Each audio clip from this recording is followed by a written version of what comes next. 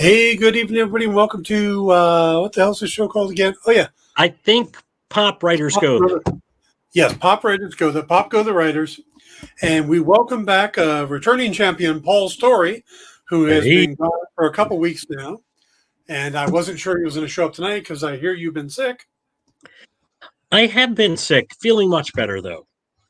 Oh, good, good. Welcome back. We have Thank you. another person invited, but they haven't shown up yet. So if they show up, we will pop them into the show. And if not, we'll save them for another time. See how that goes. Sounds good. By the way, let me start off by, if you are watching the show, please hit the like, subscribe, and all those buttons, please. It would be greatly appreciated. We're trying to grow the channel, and it would be nice if we could get to 1,000 subscribers.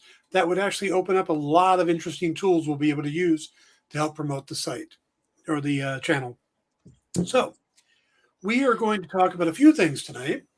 I'm curious. Paul was off at a convention 2 weeks ago, but I got a text from him the night before the show. No, last week. Last week.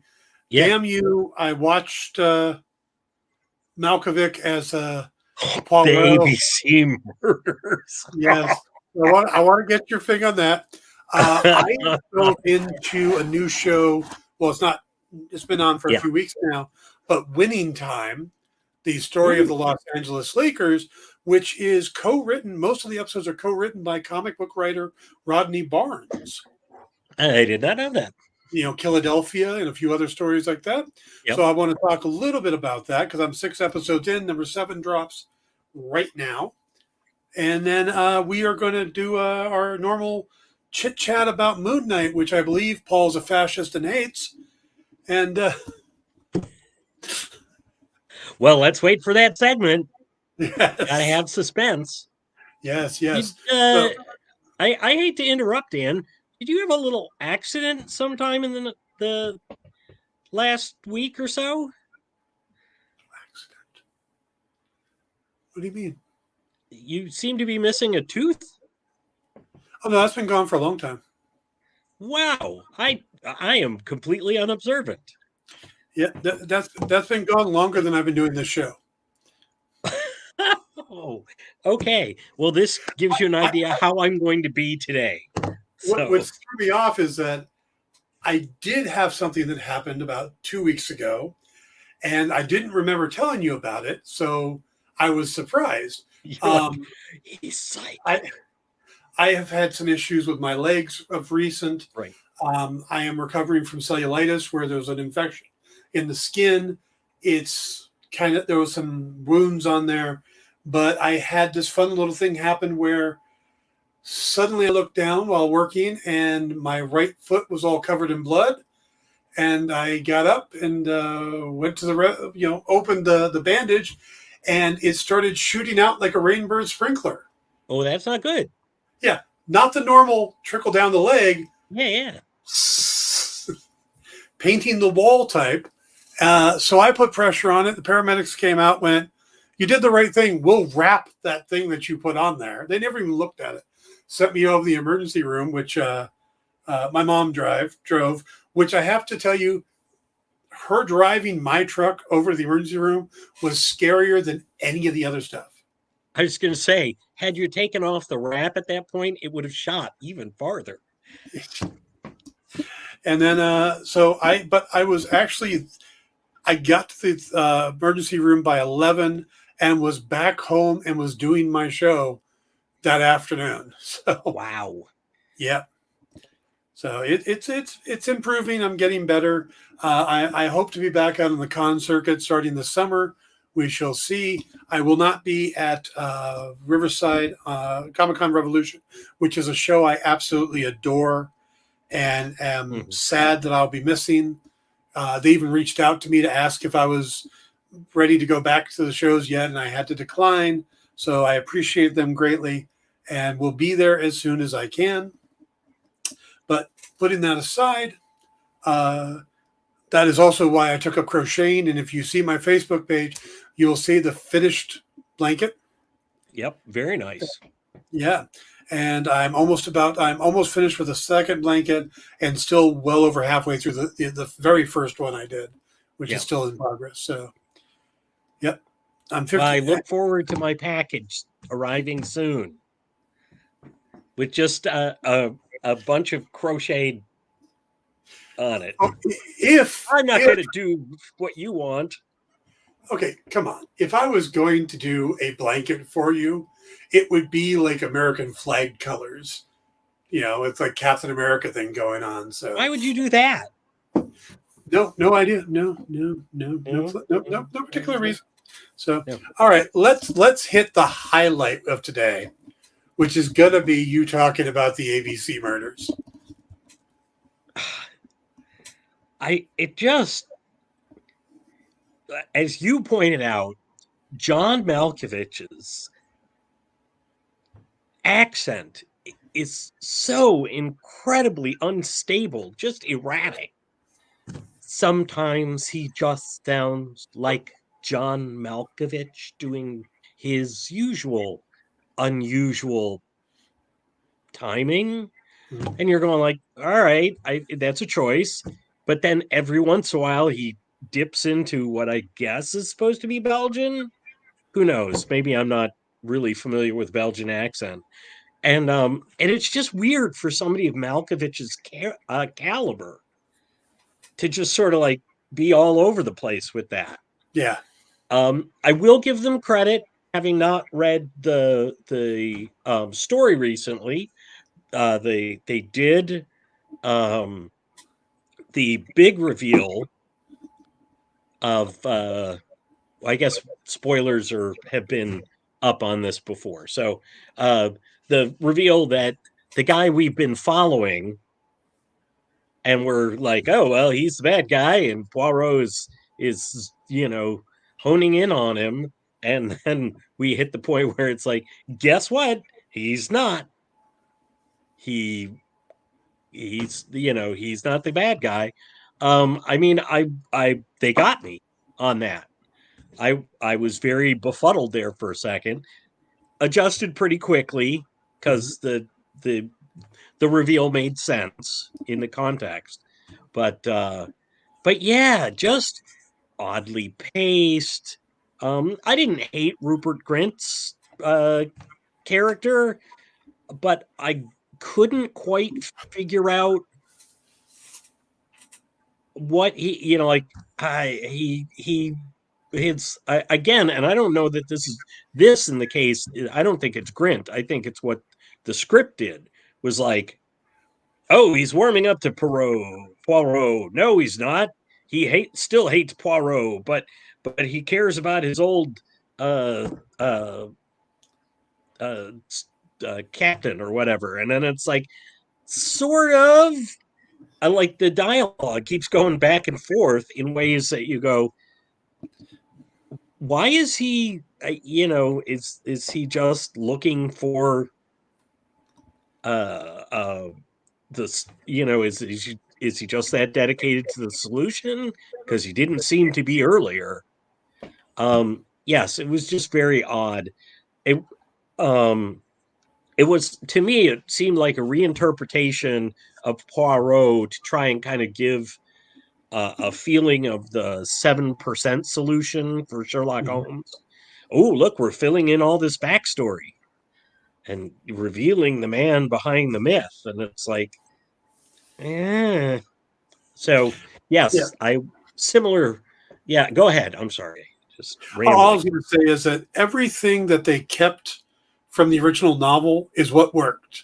Mm, Everything they added, the oh, he wasn't a cop in Belgium, he was lying, yeah. and all the actual extra sexual stuff they added, and the woman who was walking on that guy's back, all of that stuff that they added was like, why is that there? Wait, Agatha Christie didn't include the sadomasochistic content? No. Oh, I'm shocked. Yeah. Yeah, that was I did do palette cleanser. I tracked down the Peter Ustinov version of Evil Under the Sun. Oh, I watched both Death on the Nile with him and Evil Under the Sun. I turned on that version and could not for the life of me get past the first couple minutes and shut it off. Yeah. Because it's just. Well, I find that sometimes they try and be so clever with the openings, like, oh, we'll do this. It's more obscure and weird, rather than just going like, okay, somebody wants to hire Poirot. And I can't remember where Christie started the action, but I'm guessing that a lot of it. Oh wait, it was that little. You're talking about Evil Under the Sun? Death on the Nile. Death on the Nile. Okay. The dancing scene with him and David Niven. Yeah. So, all right. Let's move But it was on. David Niven, so. It wasn't? No, who was it? No. I believe you're right. So Okay. what I'm saying is, at least there was David Niven. Yes. All right. We are going to bring our guest in tonight. Hooray. He is a writer. He has worked on this. I will let him tell you the time, because I went out and looked and I thought there's a lot of stuff here to cover. So I'll let him hit his highlights. Welcome, Thomas Fortenberry. How you doing, sir? Hi guys, how we doing? Not too Good, bad. good. Nice to meet you, Thomas. Nice to meet you. Yeah, Thomas and I are friends on Facebook, and I was talking about joining us to talk about on the Dan Wickline show about talking about Moon Knight. He's like, well, how do I do that? And I said, well, if you want to come actually talk about it, we have Pop Go the Writers on Sunday night. You should join us, and we'll be talking about Moon Knight this weekend. He's like, I'm in. So, Yeah, I appreciate the opportunity. I wasn't aware about it, but I'm glad to join you. glad to have you here. Why don't you go ahead and tell us some of the stuff that you've been working on, and I am going to put your website up there for folks who want to check it out, thomasfortenberry.net.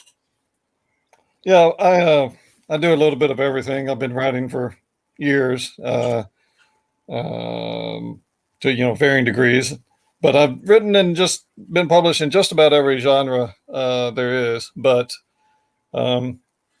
for the sake of this, I'm a lifelong comic book fan. Grew up with them. Back, I tell people, my kids even, how do you know all these stories now? Well, that's all we had to do. We read comics every day of our lives. We didn't have the internet. We didn't have movies and all this stuff going on that we could see. And I'm, even though comics have greatly evolved, I was involved in the very first, I guess you say, blush of independent comics back in the 80s. And we a group of us in college had formed one. We tried to publish them all ourselves, do everything, discovered that, that's pretty darn expensive. And, we were just college students. So we ended up eventually meeting up with other creators, and we formed a better company, and then merged with a group of entrepreneurs out west, became Malibu Comics. That some people may remember. Yeah. But anyway, that was my foray into writing them. But I grew up, of course, reading DC and Marvel. And one of my favorite characters was Moon Knight way back, because I loved Werewolf by Night. And I loved, what they call weird comics or whatever, horror comics these days. But back then, there was actually a pretty strong presence in the comic industry in both sides, where they would have these, I guess you'd call them horror tales or tropes, but it's very nice to have a little bit of range, I mean, Captain America and everything's great, but what's better? Captain America fighting mummies, come on. So if you remember that issue. But not Captain America turned into a werewolf. Well, no. Not a high like point. Wolf? I did not like it. Let's not do that. Yeah, it's like the whole zombie verse and stuff. I'm just going, okay, one bridge too far, guys. Yeah. But anyway, no, as Dan, I don't know what you want to talk about with my writing. I'd rather not talk about my writing. I've done a little bit of everything. You can see on my website. I've been from scholarly stuff. I have a degree in history to comic books to poetry to, I've written nonfiction, fiction, drama. I used to do television scripts for things. I've tried everything. Sadly, unsuccessfully, because I don't have a private island and a giant castle on it, but I'm working on it. But I do want to join you talking about comics. Yeah. I made my private island out of Legos. It was easy. Yeah. Yeah. I Exactly. salute you, though, for having the correct order of operations on that, because I tried the castle before the island, and that just didn't work well. So Paul now owns Atlantis. Yes. Well, ruins are fascinating. That's okay. Yeah. All right. We're going to talk about Moon Knight in just a second. Okay. I did want to mention a show that I literally just jumped in on last night, Winning Time, which is the dynasty of the Lakers. And it's John C. Reilly as Jerry Buss. And it's being most of the episodes are co-written by Rodney Barnes, who's a comic writer, did the series Philadelphia and a ton of other books. But if you haven't checked it out yet, and I don't want to go too much into it, we'll talk about it more when the series wraps up, or maybe Paul gets a chance to watch it. Well, sadly, I haven't seen it. I mean, yes.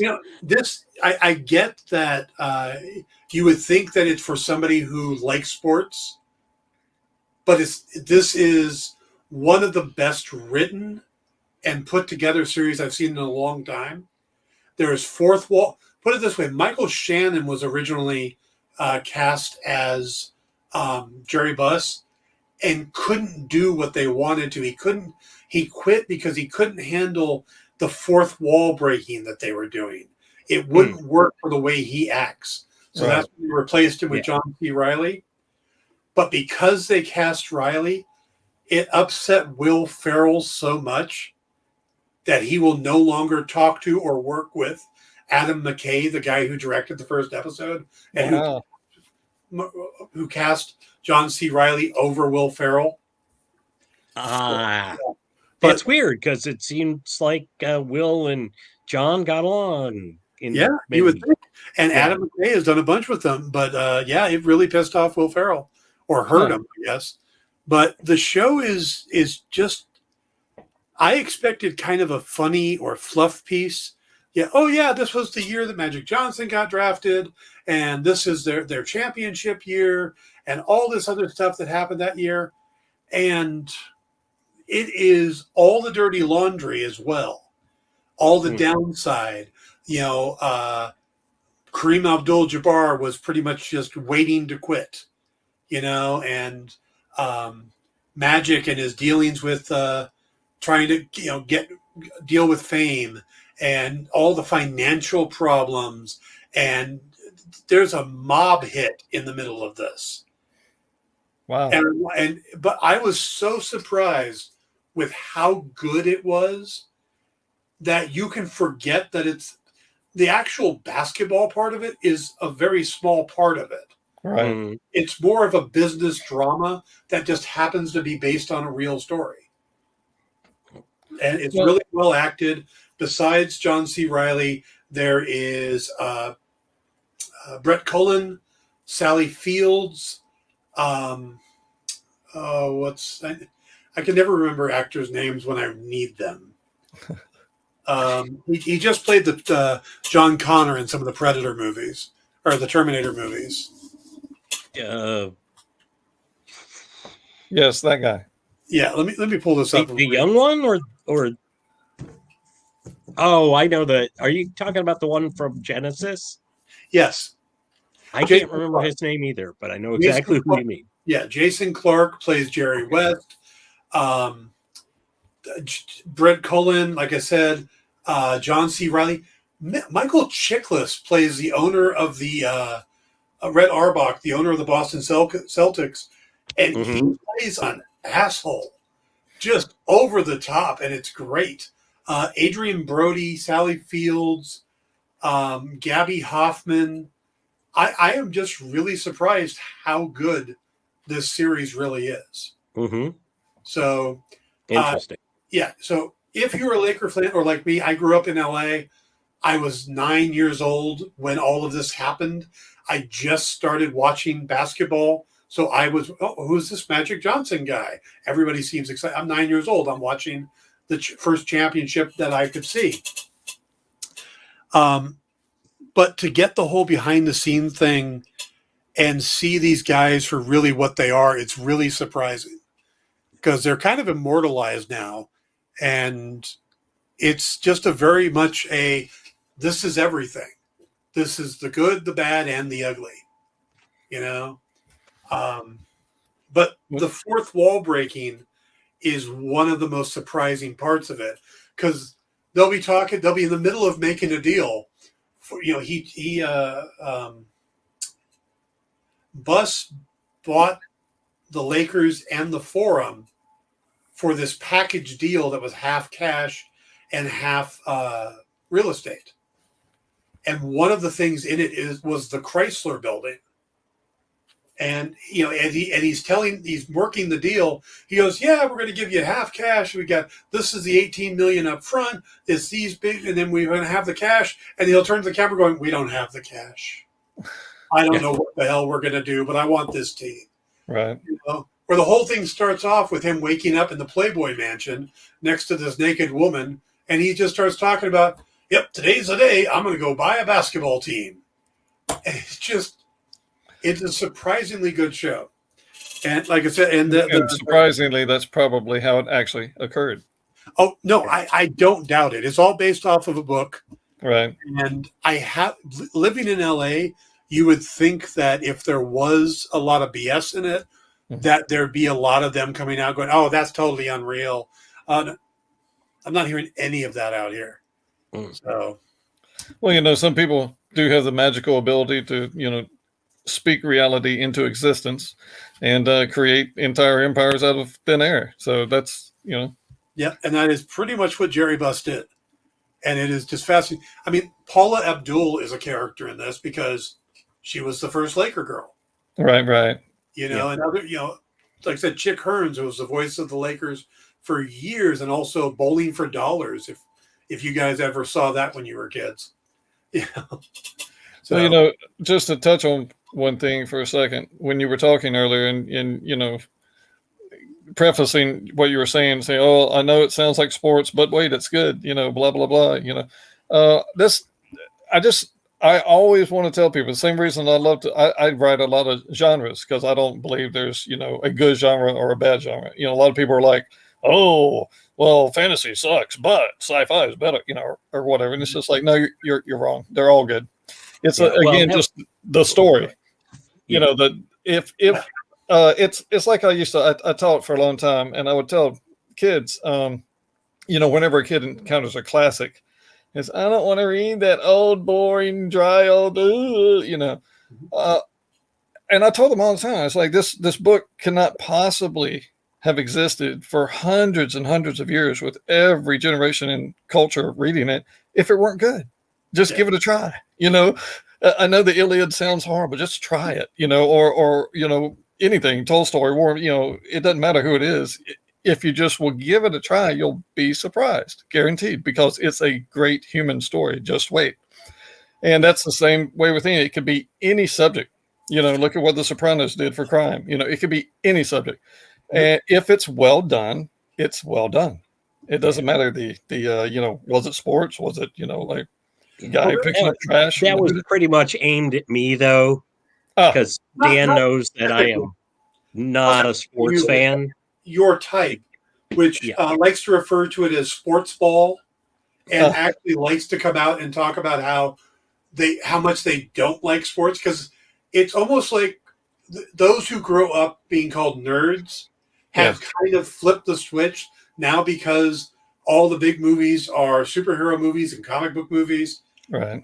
Are based off of those things that it's almost like they've come to the point where they're belittling anybody who likes sports. And it really has become that movement. But you look at movies like The Natural or 42 with Chadwick Boseman, there are some really amazing sports themed movies, right? But again, it's just a great story. If it's well done, it doesn't matter what subject matter. Yeah, there's some really bad sports-based movies too, just like there's bad comic book movies too. Hey, I spent half of my childhood bleeding because we were riding around the street trying to be rollerball. Bicycles killing each other. So hey, these things happen. Yeah, exactly. And we all know that was a great sports classic. So oh absolutely, yeah. And the remake was just as good. I may have missed the remake. Yeah. I think most of us did, or wish we did. That's whether we did or we didn't. We did. Oh, sorry. Did you want to talk about that? I don't know a thing about it. Yeah, I have no opinion. Yeah. I am a lover of bad movies. One of my, some of my favorite movies are like Buckaroo Banzai. Right. Or there was one that I saw, and I have yet to meet anybody who's actually seen it, called World Gone Wild, with like Bruce Dern, Michael Pare, Adam Ant. I saw it in the theater, and I've never met anybody. There was only 3 of us in the theater. We were all by ourselves. Yes. It's just, so ironically, that was all 3 Adam Ant fans there as well. Yeah, pretty much. I'm sorry. Yeah. Since Eddie and the Cruisers, I've been a Michael Pare fan. Yeah. Oh, you're a Johnny Come Lately. I've been a Michael Pare fan since Greatest American Hero. Yep, I knew you were going there. Yeah, although I was going to go with Streets of Fire, but actually I think I watched Streets of Fire originally because I remembered Pare from Greatest American Hero. But yep. All right, let's go ahead and get into Moon Knight. And it's interesting here because Paul hasn't been here the last 2 weeks. So I don't know what either of yours takes are on Moon Knight. I've got a hint of what Paul's thinking, but we were lucky enough to have Jim Beard, who is our regular first guest whenever there's a new Marvel series. Yeah, nice. And we had Fish Lee last week, who did a great job filling in for Paul. So let's start off. We'll start with the guest, Mr. Fortenberry. How do you feel about the series overall? Oh no, you threw me to the dogs. Okay, well, so I always have this argument. It's nothing like the comic I read. However, taking it as what it is, I thought it was well done. I thought it was interesting. They've completely changed everything I knew growing up. But at the same time, they did create a believable universe within itself. I thought the acting was very inspired because I was, fully aware that they were going to have to abandon, the story, just like every other Marvel movie is like everything you knew before doesn't exist, and now this, But I went in just going, let's see what they do with the old, secret identity trope. Is it Batman in a white suit or what? And they kind of threw out everything with the, Stephen Grant, the, multimillionaire, living in the old mansion type idea. But that said, the new Moon Knight revolves around the psychoses, and even in the comics. And I thought the way they handled it, or at least the actor handled it, but also the way they showed the breaks in his reality, switching back and forth, I thought that was pretty inspired. I was pretty shocked because I didn't expect them to do that way. And that he pulled it off is my hat's off to the guy. I thought they did a great job with it, and so far I've been impressed. Again, very different than anything I read growing up. However, they've got all the touchstones are there. They've got Khonshu, they've got the suit, they've got everything I need to see, and they're handling it in a brave new way. So I don't have a problem with it so far. I want to just jump in real quick before we pass it to Paul. Okay. The interesting I always think about with Moon Knight is you're right. It's not like the comics, But then again, Moon Knight isn't like the comics that came before him either, because he was created as, in the Werewolf by Night story, Werewolf by Night story, he was, had werewolf blood given to him by the corporation that gave him the suit, and he was a Batman clone. And then when they went, oh wait, he's popular, let's give him a series, Doug Mensch went, well, we can't really make him a Batman clone. We need to give him a different origin. So he gave him the Shadows origin instead. Right. So, and then later on as it went by, his different aliases became personas and the whole. So you can look at the history of the character and they couldn't do that because how much the character has changed. Oh yeah. And one thing also just to point out, the time period, it's the same thing with the Punisher.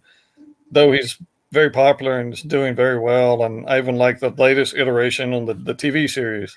However, it's just an Executioner clone. Mm-hmm. And you remember at the time that, the Mac Bolan trope, that idea of the mercenary, the, ultimate unstoppable hero that will kill everybody for good, that was super popular in the 70s. That it ruled everything and became an entire subgenre by itself, basically, of what name can we come up with that's almost like the Executioner. Let's have a new series with the Punishers and everybody else, whatever, that Penetrator, every bad idea name you can think of. But he was kind of that too, because that's one of his biggest personalities, is he's basically a mercenary, and so you have to put that in there too. It's all of the clones of every popular, hero of the moment, and I'm surprised, he didn't have a deep bronze tan and live on top of the Empire State Building or something. So, it's like they were just ripping off everything. So yes, I get it's hard to copy all of that and then, do something with it. But I did think they at least did it in an original way with the show. All right, Paul, all you.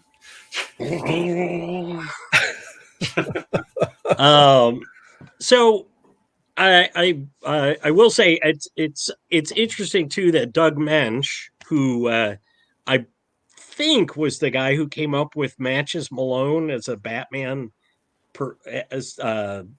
alias persona that he used to get in with crime, is also the guy who gave Moon Knight his multiple identities so he could gather information in different ways, and then it sort of expanded from there into the. I don't know if Doug Mensch actually did. He actually veer off into the multiple. I'm sorry, the dissociative identity disorder. No, that came later on. Yeah, much later. Yeah, and because Mensch was there for a long time working on him, but I keep being told I have more. I'm not as enjoying the show as much as some people seem to. I'm being told that's because I can't, because I find it tedious. I want them to get the fuck on with things. Pardon my French. But somebody's, it's just because you're expecting it to be like the comics. Like, I loved Captain America: The First Avenger. Just gonna. This is actually because my hair is awful today, so it's not because I'm standing for Cap any more than usual. But it's not. I'm like Captain America: First Avenger was not the Cap of the comics, except in spirit. Right. They had his ethos, that idea that, scrawny Steve Rogers will jump on a grenade when all the bigger, stronger guys are like, ah! And the thing that is, I feel like it's too convoluted. This episode in particular, I know they kind of hinted at why the court of avatars listened to Harrow instead of listening to Steven. But it felt to me like, well, mostly because they've written it so that they're going to, actually, I guess it was Mark in the in the council, and he was just all like scattered, and you can make that argument, but the fact that it was just like, oh, yep, Harrow just told us, you know, he's kooky, so obviously this idea that, like, they hate Khonshu, they hated Omnit even more, yet they don't even take the threat of Omnit like seriously in the least. And Right. it really bothered me that it was just like, and they kind of tried to gloss it over by going, well, Harrow is in with the guy who is was it Osiris's avatar, I think, which was supposed to sort of cover for what went the way it did. I think that Oscar Isaac is remarkable. I do like I do like the transitions. I think I might have mentioned this to Dan maybe privately, like the first episode where they were just reiterating that Stephen was having some weirdness going on in his life, and I was like, just give it to me once, move on. Right. I think we got it. Like, there's when a guy is tying himself to his bed. Yeah. We get that there's something going on. So They were I explaining find this it for the slow people. Yeah, I have this problem a lot lately where I'm just like, get on with the story. Yes.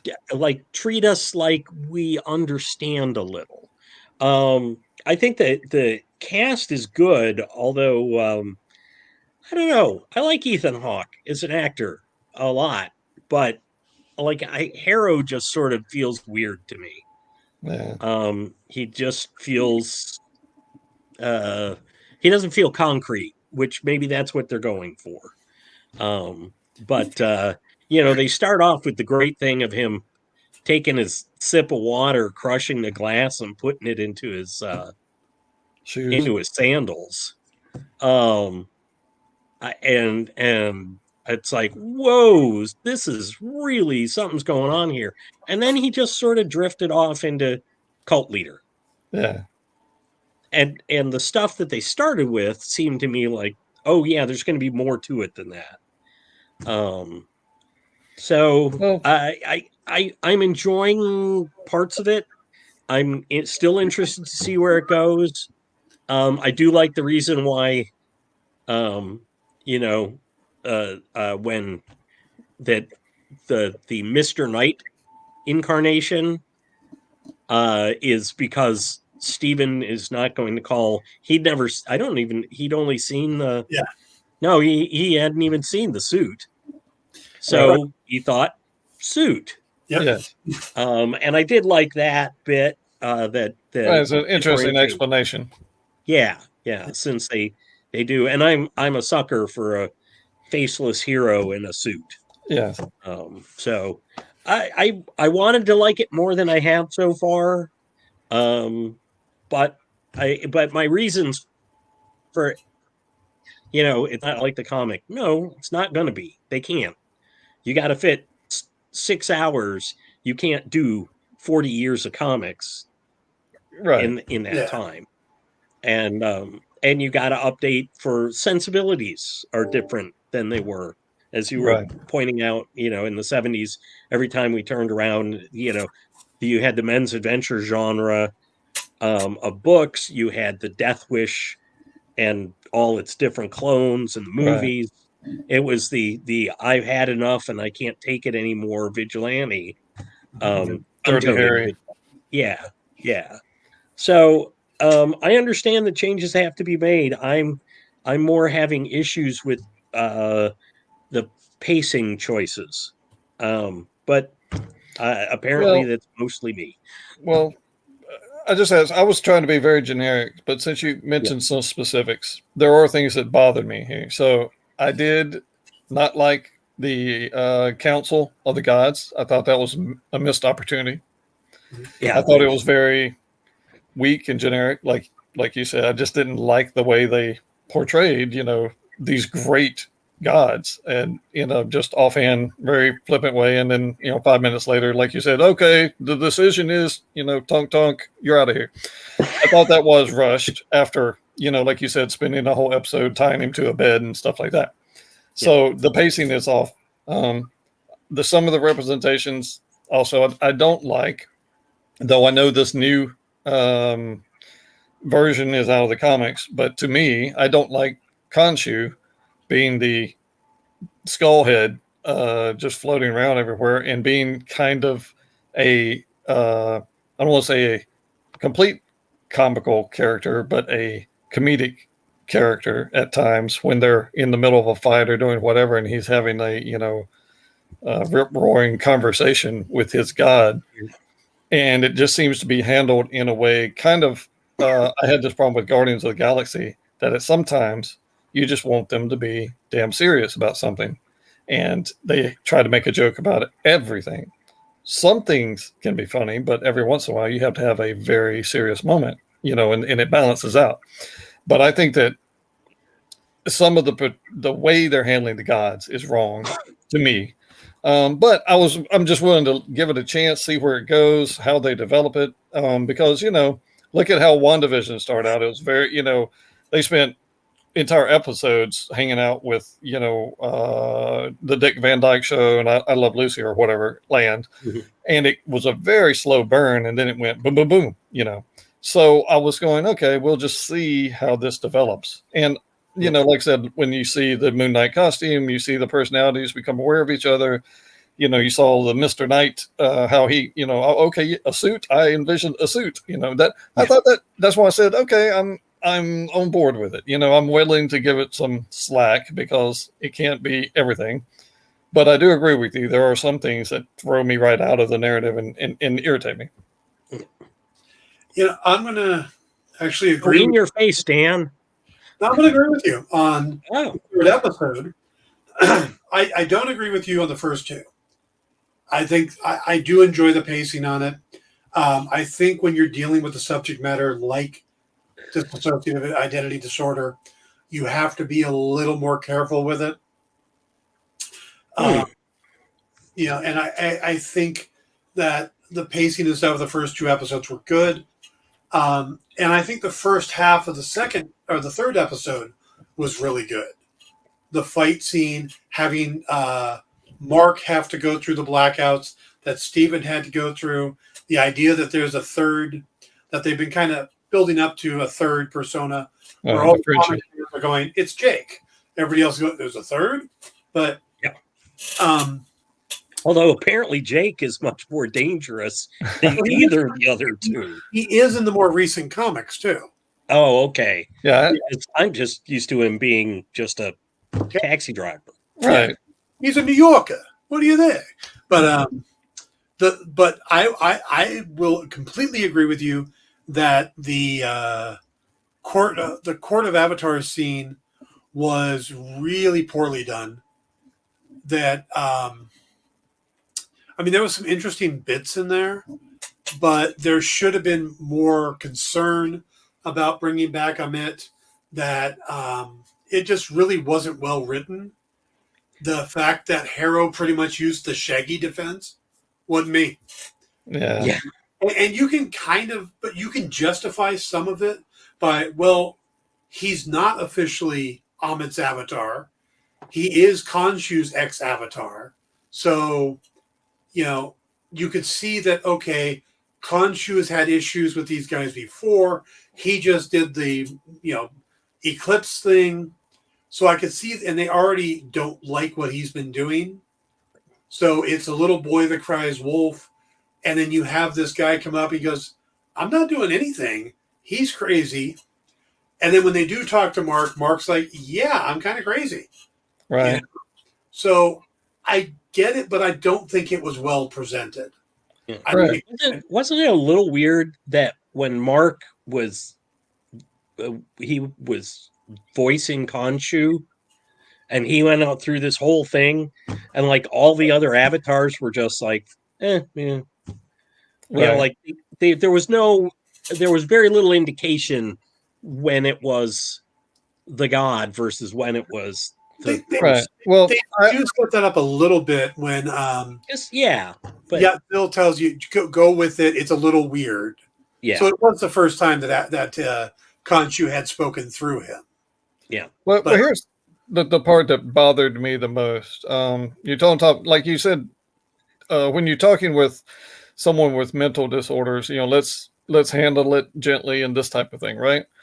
And we're in an age of heightened consciousness, so you want to show Egypt not as those dirty foreigners with their sandal feet and they ain't got no sense, type of the horrible tropes that we used to do. You want to show it as a regular culture, blah blah blah. Anywhere you go, you want to give them almost an ad for their culture, their land, their everything, right? But when we got to the point of the gods, after I thought they did a really good job in Thor, one of the highlights to me was seeing Odin sitting in the throne, and you got the sense of freaking majesty. You really felt that the All-Father had power. I mean, immense power. And you had no doubt that he was the god. When you saw these guys, so when I first walked in, I was so excited. My degrees in history, I love archaeology.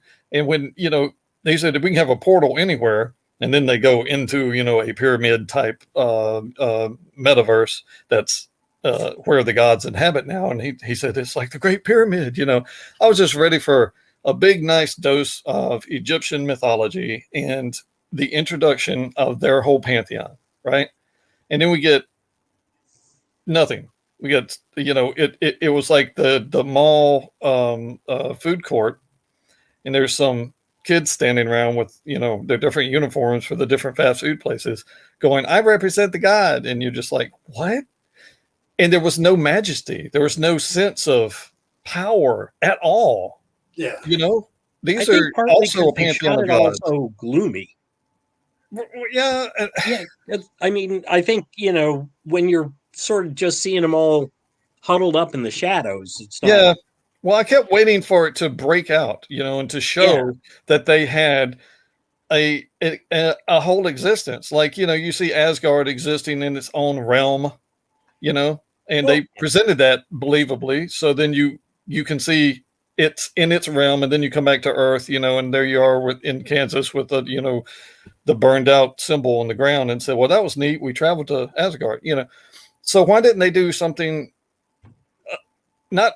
It doesn't have to be equal, but geez, do something with the pantheon of Egypt. I just couldn't believe that they missed that opportunity, to have a falcon god sitting there or whatever. I mean, they had some of the best anthropomorphic gods of all time, and they did zero with any of that. And how amazing it would have been to see, like, some 20-foot tall, lion god or whatever. I mean, come on. Are you that stupid to miss that?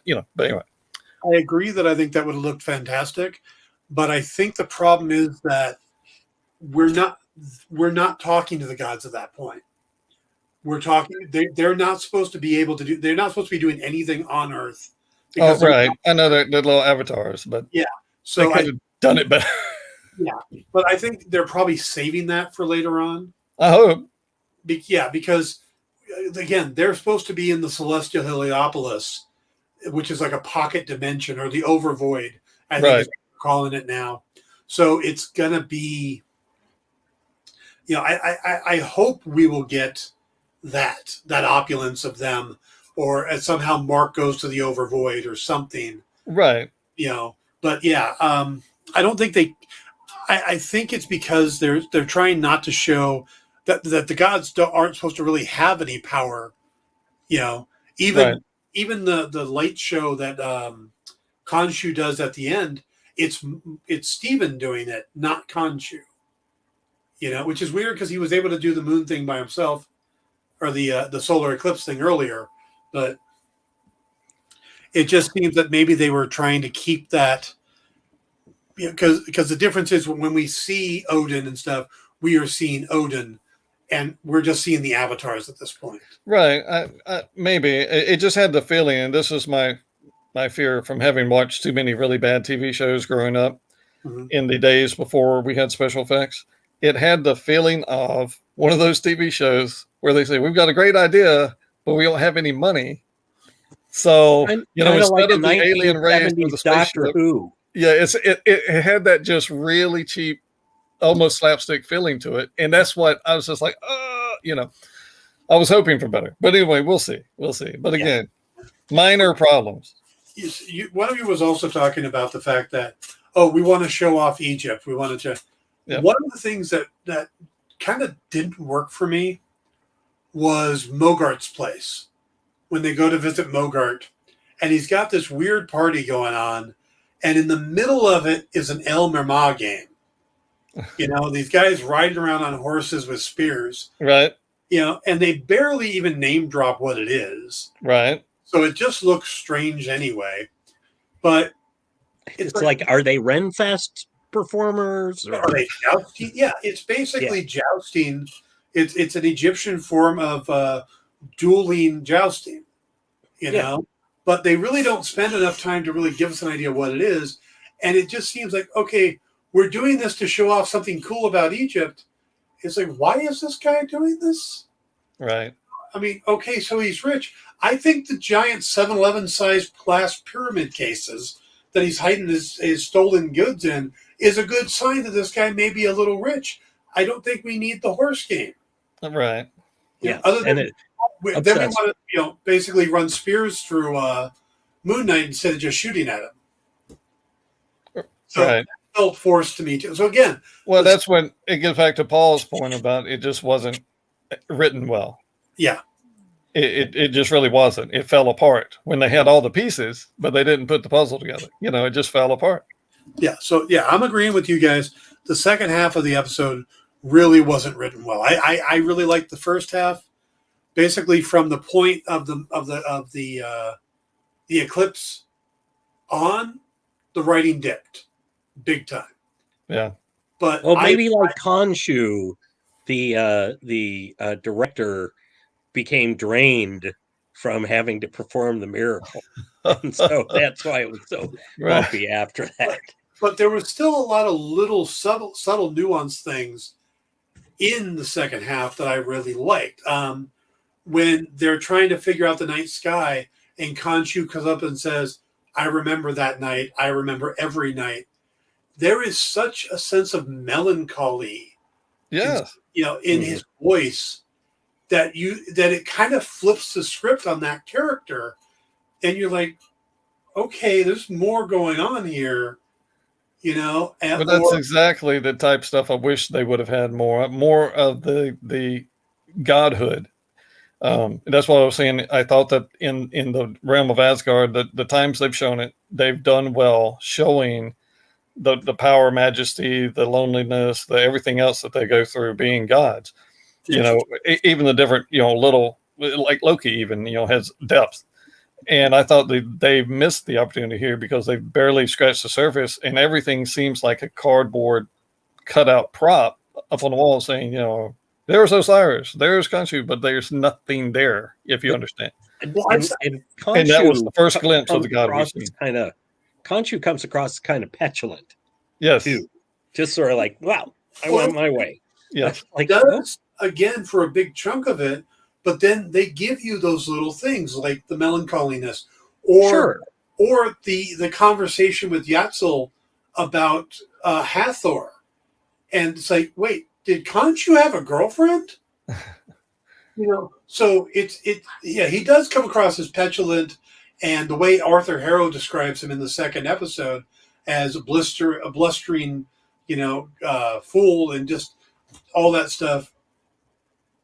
For me, it seems like, okay, we've set the character up, and now we're going to start showing you that there's more to him. Yeah. So I'm okay with where they're going with Khonshu because I think they're really starting to get into it. I've started seeing the hints that there's more depth there. Also, I think that, I don't trust Hathor, and I don't trust Osiris at this point, because it seems like both of them. I don't think it's both of them are bad, but I think both of them, one of them could be. There's just enough something going on, and I think it's Hathor over Osiris that maybe they're working with Amit. Right. Yeah, I mean, that's what I hope they do develop. That's why I'm willing to give the chance that they develop a lot more of the story and get into the depth a little. I just wish they would have had a little bit of that depth here, because it just seemed like they really just skimmed right over here's the Council of the Gods. Okay, next scene. You're like, what? Just such a missed opportunity. I have a feeling that this is going to be a series that plays better when all run together, because I think perhaps they're doing a lot of building blocks.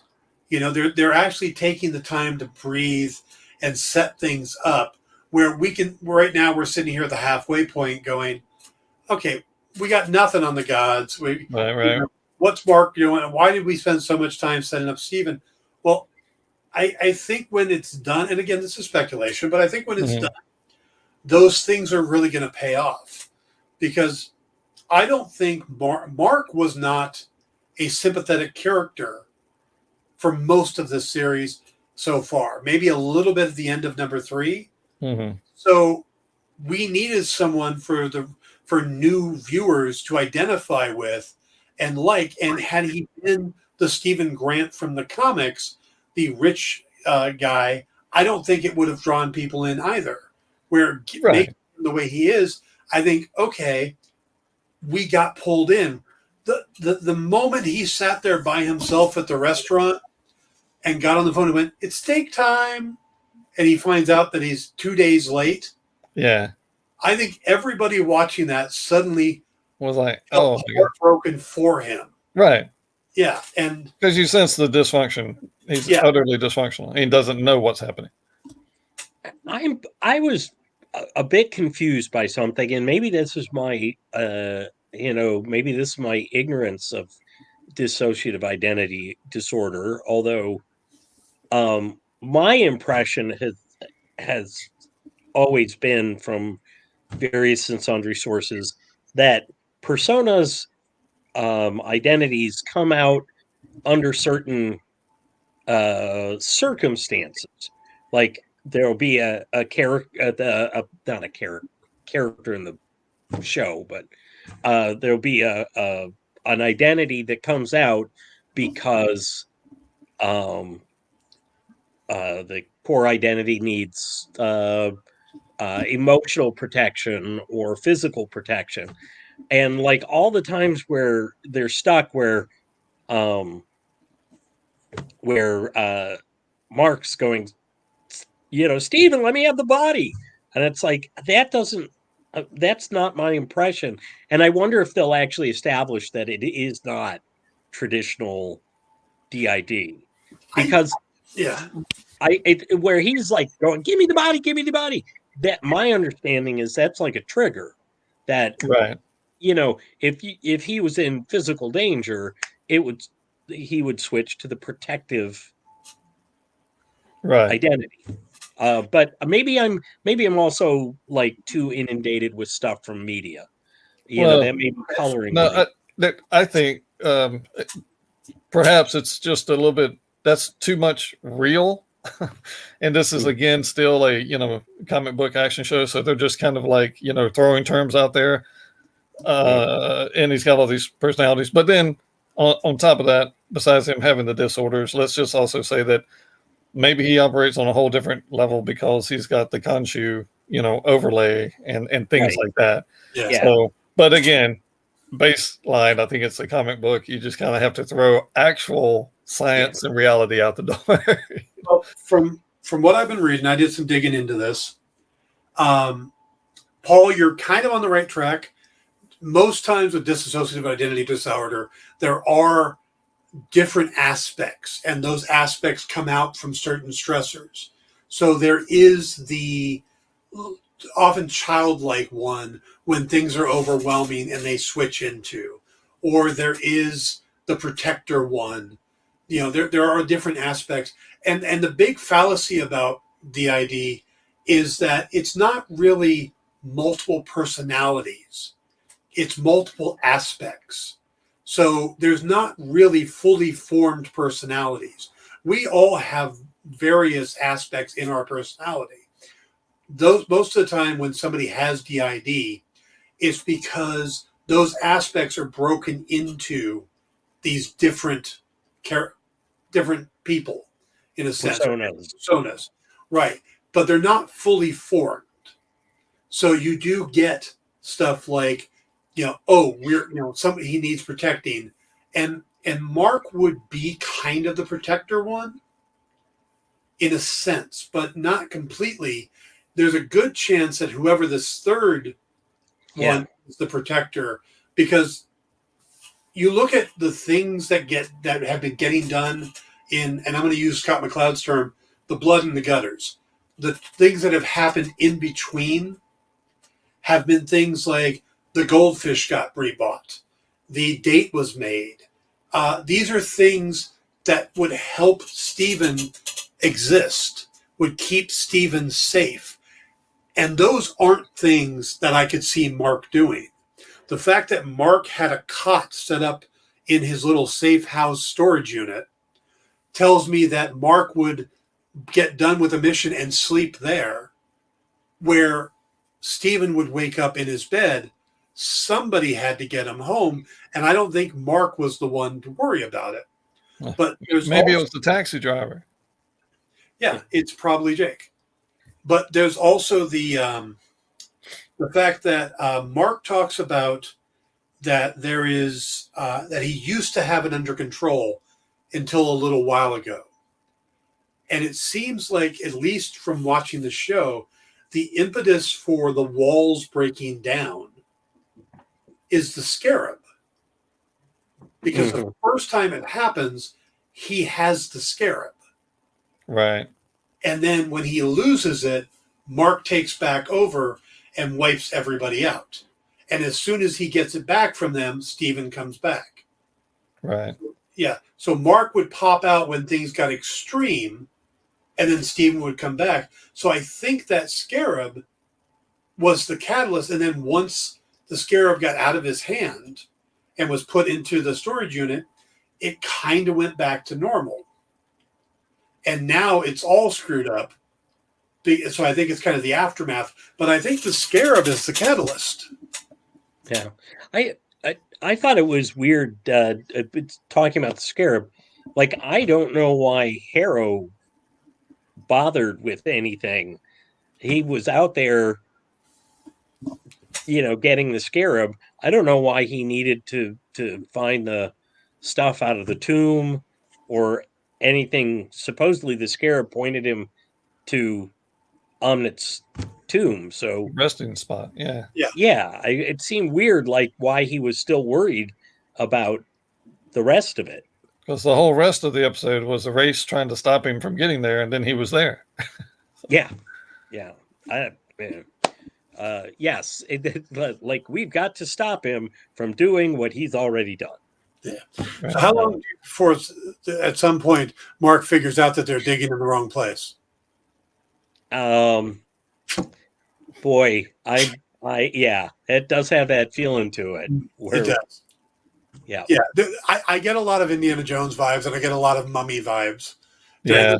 And I'm okay with that, because when they pitched it, or when somebody came out and said, "Oh, it's Fight Club meets Indiana Jones," I went, "Yeah, sign me up." I don't know what that looks like, but I'm interested. Right. Certain combinations, like, yep, that's an elevator pitch that's going to get you a meeting. Yes. Yeah. I do like Layla quite a bit. She seems like a good, I enjoy the tension that she brings, but just the actress and the character. Mm-hmm. I'm enjoying her contribution to that. Yeah. It does seem like she's kind of the new version of Marlene. Yeah, that was my thought, that they wanted to just kind of take out the Daddy was a grave robber. Yeah. Well, although grave robber, but I think Daddy was an Egyptian guy now, and Yes. she's Egyptian instead of being French. You know? Yeah. Right. I did like her point of, I don't rob the graves. I sell stolen goods. Yeah. There That were little already nuance. They're already stolen. Yeah. You know? Not my fault that they're stolen, but Yeah. somebody's By the got to way, move them. Well, like you said earlier, though, I think this is kind of um, the reinvention and modernization of the story to get rid of some of those troubling things, like the grave robbing, Europeans coming in and things like that. So I don't mind any of it, and even I don't care what you call it, his psychotic breaks, his interludes, whatever.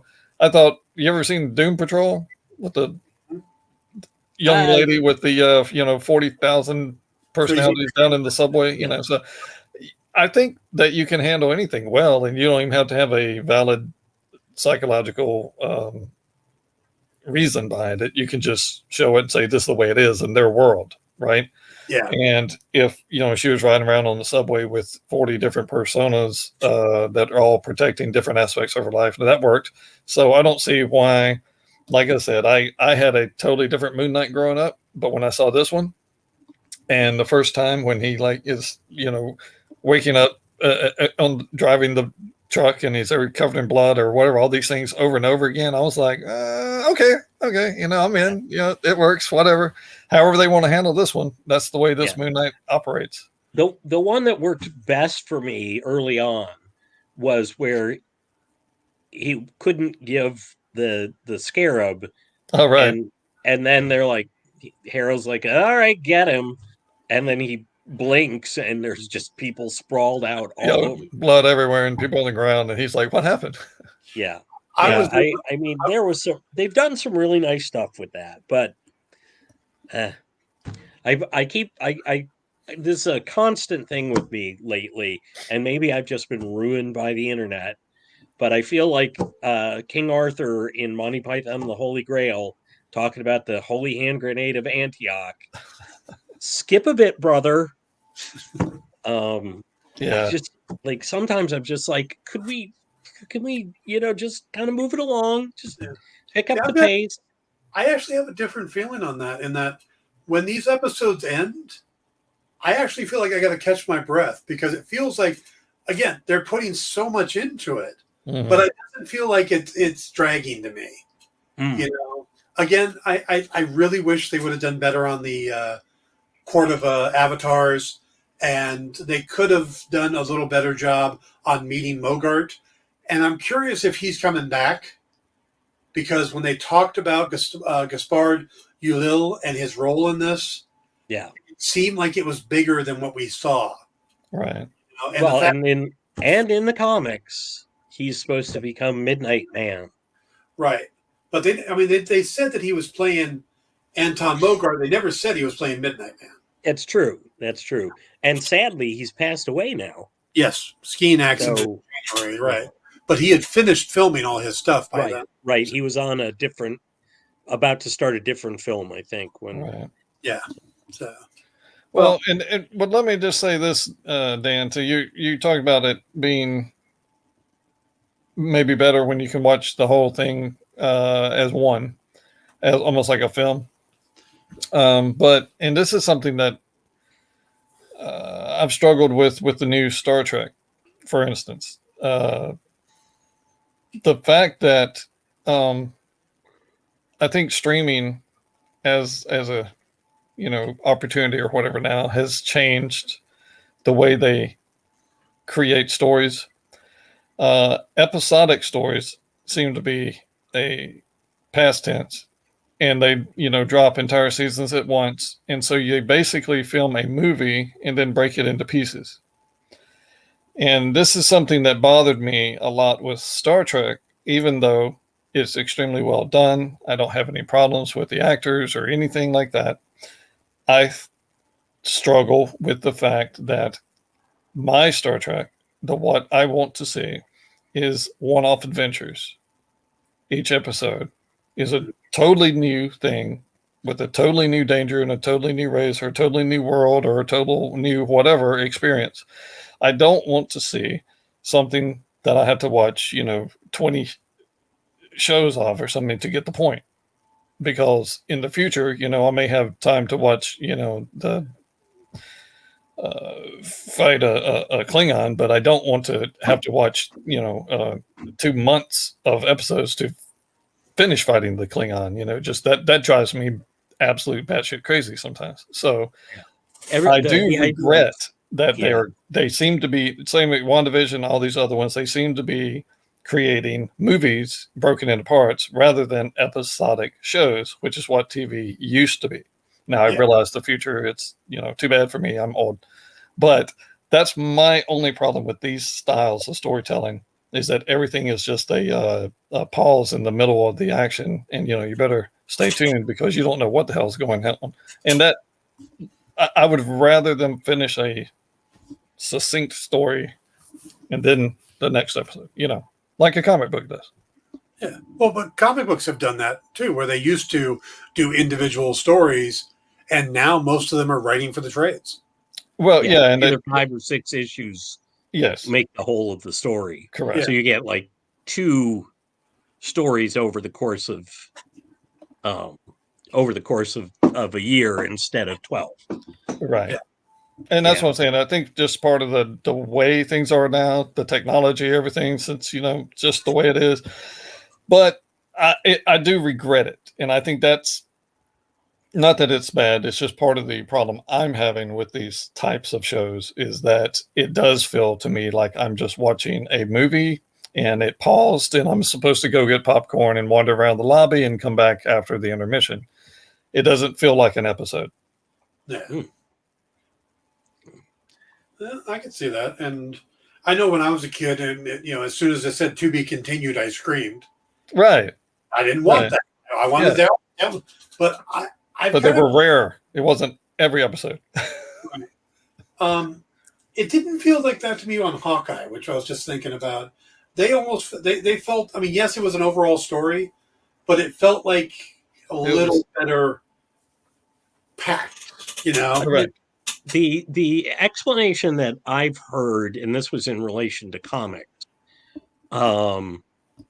was, okay, so you don't necessarily have to have a full story in a single issue, but you have to have a satisfying chunk where it feels, in other words, it didn't feel like you just had 3 French fries and they're like, okay, wait a month and you can have 3 more French fries, and eventually you'll have had your Happy Meal.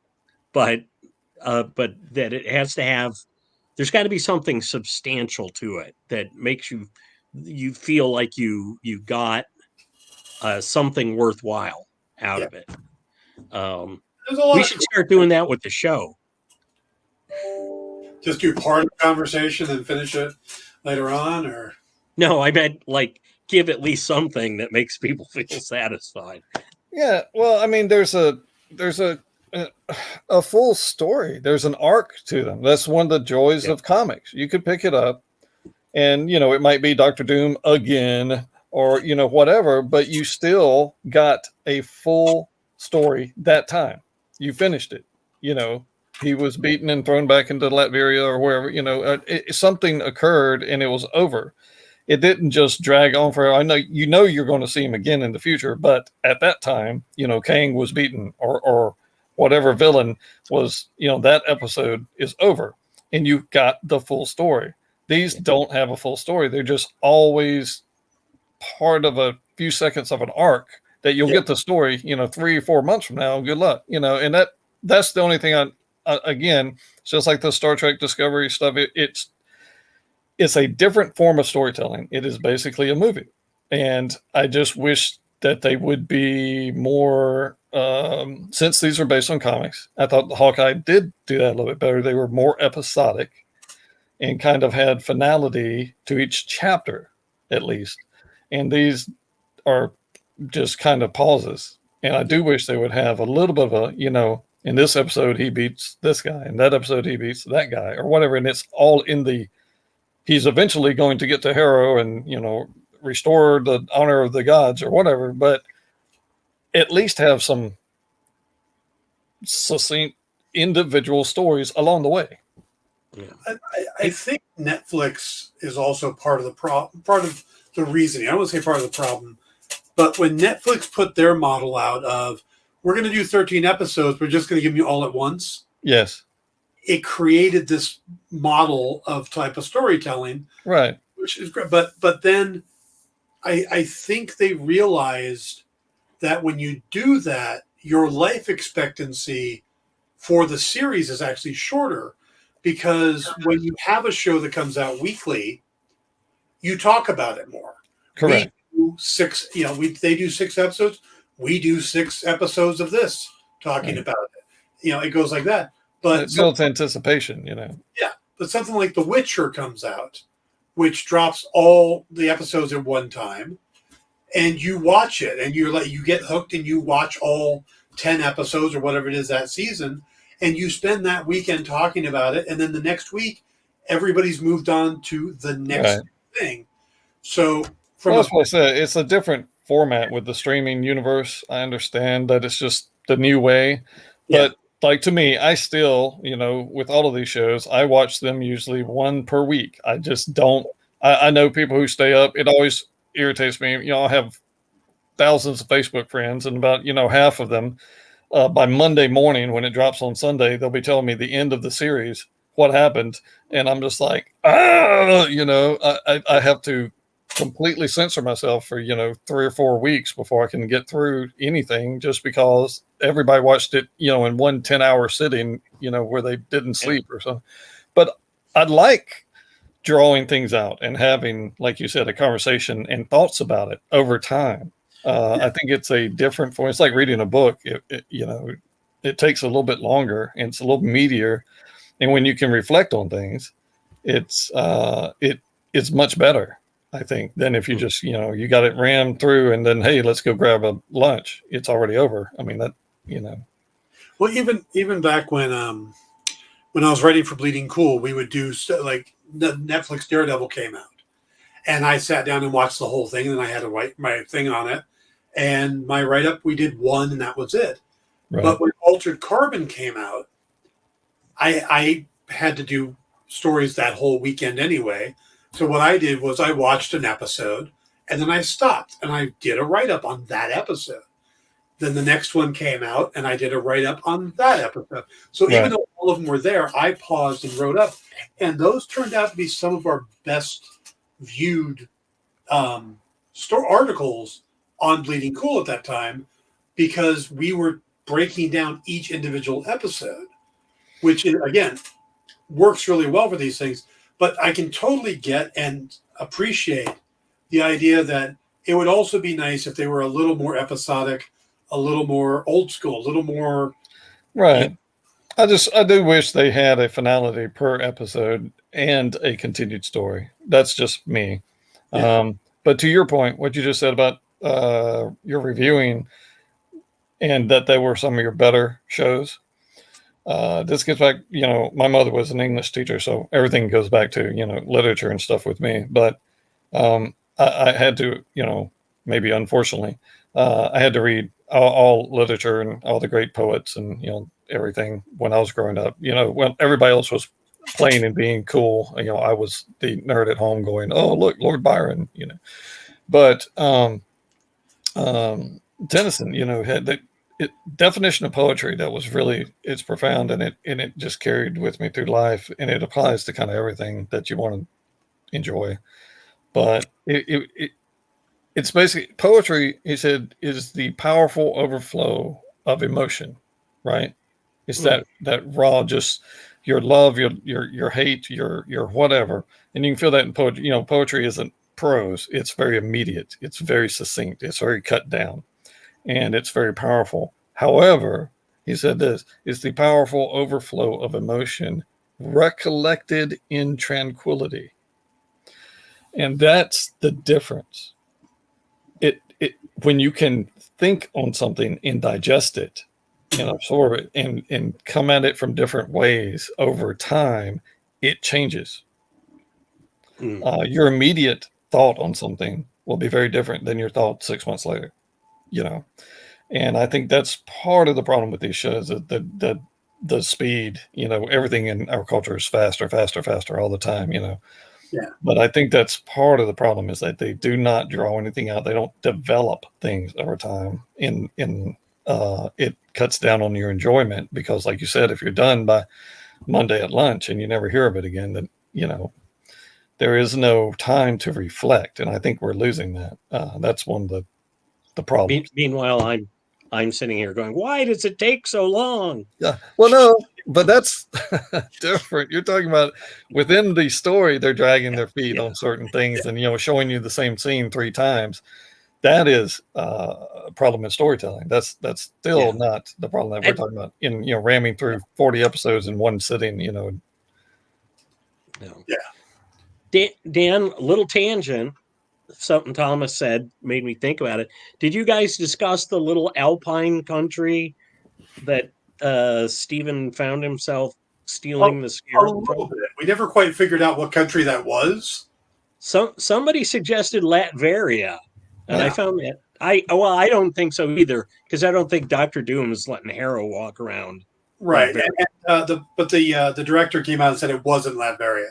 Okay, I missed that. Yeah, but it could. I mean, there's so much in the Marvel universe. This is some things that, you know, I know with rights and everything else, all the problems here and all, but I've said this for years and years and years. My God, you know, every time you show a skyline, you know, throw the Baxter building up there or something, you know, they could just mention and throw in, and they did mention, you know, a very specific little city state that they brought up a few times now with, you know, the mutant verse and, you know, things like that. But it could be, there's a whole host of little bitty countries that they've mentioned over the years, you know, that some of them, you know, have, I don't know, high evolutionary value. You know, there's all kind of little places that could just be touched on. Who knows? Or it could be totally unique to this Moon Knight series, and we don't know what it is. But yeah, it might have been a small village in Switzerland. Yeah. I mean, you know, but they could. I do wish that these Marvel people would touch on any of the infinity of characters and places that they've had over the years. I mean, I really do. It's always mystifying to me that they don't. Yeah, that could have been one to Gore Mountain. Could, you know, yes. So, all right. Got a few minutes left. We'll be wrapping up in just a minute, but halfway point of the series, what do you want to see that'll make the series work for you? Ooh. Paul, we're going to let you go first. What is it? What do you need to see that you're going to walk away going, all right, that was good? Let's see. To be totally, you know, the action-oriented, you know, numbskull, I would like to see a good Moon Knight fight that reminds me of a Moon Knight fight from the comics. There was the one came very close to it, like the thing where he gets stabbed with half dozen spears because he apparently can't get his shit together.